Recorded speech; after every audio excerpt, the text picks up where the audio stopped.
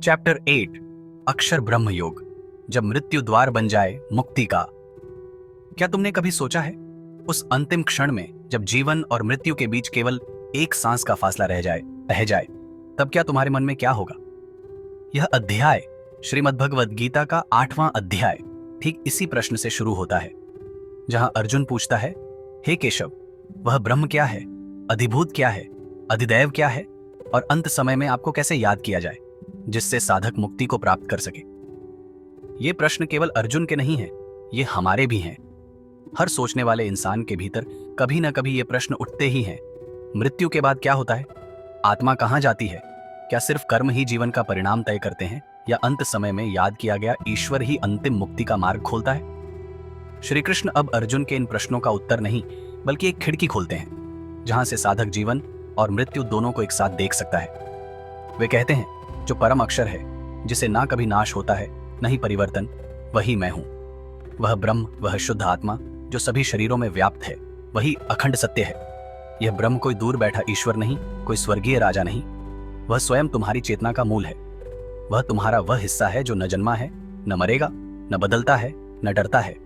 लेकिन इस ब्रह्म की अनुभूति केवल शब्दों से नहीं होती, इसके लिए साधक को भीतर उतरना पड़ता है। श्री कृष्ण आगे कहते हैं, जो मुझे अंतिम समय में स्मरण करता है वह मुझे प्राप्त करता है। यह वाक्य जितना सरल है उतना ही रहस्यमय भी, क्योंकि प्रश्न उठता है, क्या अंतिम समय में मनुष्य को सचमुच ईश्वर का स्मरण हो सकता है? जब देह टूट रही हो, जब सांसें साथ छोड़ रही हों, जब आंखें धुंधली पड़ रही हों, तब क्या ध्यान संभव है?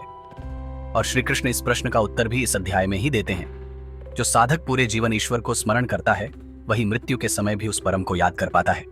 यानी मृत्यु का स्मरण नहीं, जीवन की साधना निर्णायक होती है।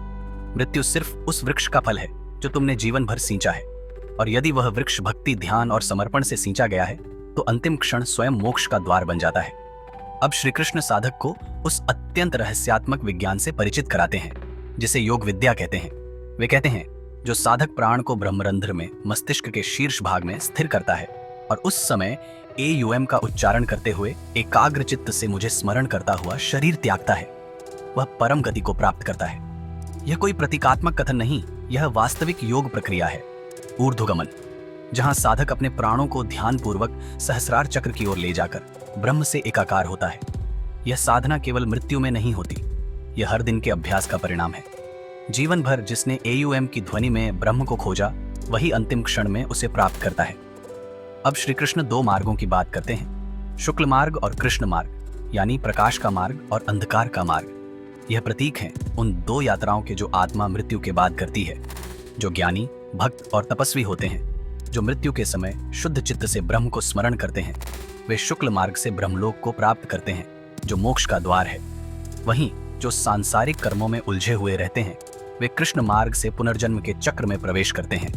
अब सोचिए, यह मार्ग केवल मृत्यु के बाद तय नहीं होता, यह हमारे विचार, हमारी दिनचर्या, हमारे आंतरिक जीवन द्वारा हर दिन बनता है। हम ही हर दिन अपने मोक्ष या बंधन की दिशा चुनते हैं। अतः श्री कृष्ण कहते हैं, हे अर्जुन, ये सभी योगी, ज्ञानी, तपस्वी मुझ में विश्वास रखते हुए मेरी प्राप्ति करते हैं, लेकिन जो मुझे पूर्ण रूप से जान लेते हैं वे जन्म और मृत्यु के इस चक्र से मुक्त हो जाते हैं। अब जरा सोचिए, क्या आप भी इसी चक्र से थक चुके हैं? जीवन की भागदौड़, रिश्तों की उलझन, इच्छाओं की आग, भविष्य की चिंता, क्या यह सब कभी थमता है? शायद नहीं, जब तक आत्मा अपने मूल से नहीं जुड़ती। और इस मूल की अनुभूति तब होती है जब साधक जान जाता है, मैं शरीर नहीं हूं, मैं आत्मा हूं, और यह आत्मा ब्रह्म का अंश है।